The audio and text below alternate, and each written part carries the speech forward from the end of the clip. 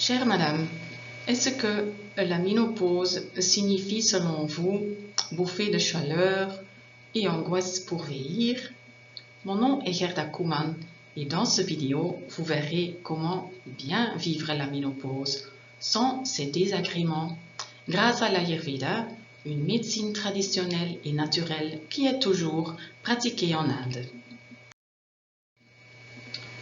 Je vous explique d'abord ces désagréments et après ce que vous pouvez faire ou laisser en fonction de vos symptômes. Avec l'âge, notre corps se dessèche et vous le remarquez par l'apparition de rides, une peau plus sèche, mais aussi moins de libido. Peut-être vous avez du mal à dormir, vous êtes plus nerveuse ou angoissée qu'avant. La gamme de symptômes est large. Une augmentation de chaleur peut aussi vous gêner. Elle a la tendance à monter vers la tête, c'est-à-dire dans la mauvaise direction. En effet, la tête doit rester froide et le bassin chaud. Les conséquences? Irritabilité, bouffée de chaleur ou changement d'humeur. Votre humeur change aussi si vous prenez du poids en plus. Rétention d'eau, des kilos qui vous collent. Peut-être ressentez-vous de la nostalgie pour votre vitalité et votre corps d'avant. Les changements hormonaux sont naturels et ne doivent pas poser de problème. Lorsqu'ils surgissent, c'est dû à une dominance d'œstrogènes, tout comme dans le cas de symptômes prémenstruels. Lors de la ménopause, la production des hormones diminue, mais elles peuvent toujours exercer une pression négative, surtout si elles n'ont pas été détruites correctement par les intestins et le foie. Si vous soutenez ces organes, les œstrogènes retrouveront leur place au lieu de vous dominer. Je vous explique 2 remèdes ayurvédiques qui peuvent vous aider dans ce sens. Le Triphala et le Gudushi rétablissent la balance hormonale. Leur nom vous semble peut-être un peu bizarre, mais laissez-moi vous les présenter. En tout cas, ils sont naturels et travaillent en respect avec le corps. Ces 3 fruits, appelés ensemble Triphala, aident la digestion à faire son travail de façon efficace. Vous voyez l'amla, la groseille indienne, ici au milieu. Le Gudushi nettoie le foie, mais aussi la rate et tout le système lymphatique pour plus de balance hormonale. Qu'est-ce que vous pouvez faire en plus d'une façon naturelle pour remédier aux inconvénients que nous avons vus ou pour les éviter? Vous souffrez de gonflement, de constipation, mais aussi de nervosité. Vous avez des difficultés à dormir. Savez-vous que des repas chauds, réguliers, préparés avec des bonnes graisses, vous seront très bénéfiques? Je veux dire, l'huile d'olive bio non raffinée de première pression froide, l'huile de coco, le ghee au lieu de la margarine.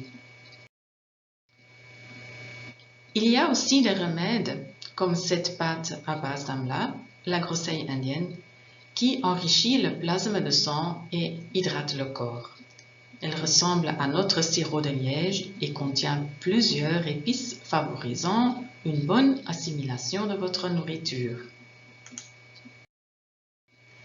Shatavari est un autre remède appelé la reine des plantes. Cette variété d'asperges nourries hydrate le corps et restaure la balance hormonale. Elle est aussi disponible en huile pour usage externe. Shatavari aide aussi en cas de bouffée de chaleur, de vapeur ou quand on est vite irrité et impatiente sans raison. Évitez dans ce cas l'alcool et remplacez le sel de cuisine par le sel d'Himalaya rose ou noir. Utilisez des épices comme la coriandre, le cumin, le fenouil, dont vous pouvez aussi faire une bonne tisane. En cas de lourdeur, vous pouvez choisir une alimentation plus légère. Selon l'Ayurveda, ça ne veut pas dire des salades uniquement, mais des repas chauds avec légumes cuits et potage. Mangez des fruits, de préférence à 11 heures et 4 heures entre vos repas. Ces remèdes aident également à alléger toute sensation de lourdeur. Triphala et Godoshi, on les a vus, mais également les épices amères comme les feuilles de neem à boire en tisane. Alternativement, le lait d'or, qui est un mélange d'épices, est idéal comme boisson chaude, mais aussi dans les currys de légumes et le riz. Un verre de lait d'or procure d'énormes avantages pour la santé, en plus de son goût délicieux. Finalement, je vous conseille de diminuer les tensions que vous auriez et que vous voyez ici. Vous détendre aide toujours et encore plus pendant la ménopause. N'hésitez pas à faire le pranayama. Vous trouvez cette technique de respiration sur YouTube.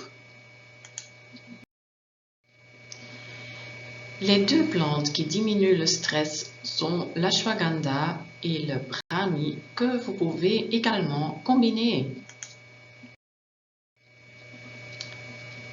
Ce ginseng indien donne de la force et de la tranquillité en nourrissant le système nerveux. Vous êtes dès lors mieux protégé contre les pressions de l'extérieur. Grâce à cette plante appelée Centella asiatica, vous pourrez mieux gérer vos tensions et les pensées seront moins envahissantes et oxydantes. N'hésitez pas à demander conseil dans votre magasin bio, herboristerie ou chez votre thérapeute. Merci beaucoup pour votre attention et à bientôt.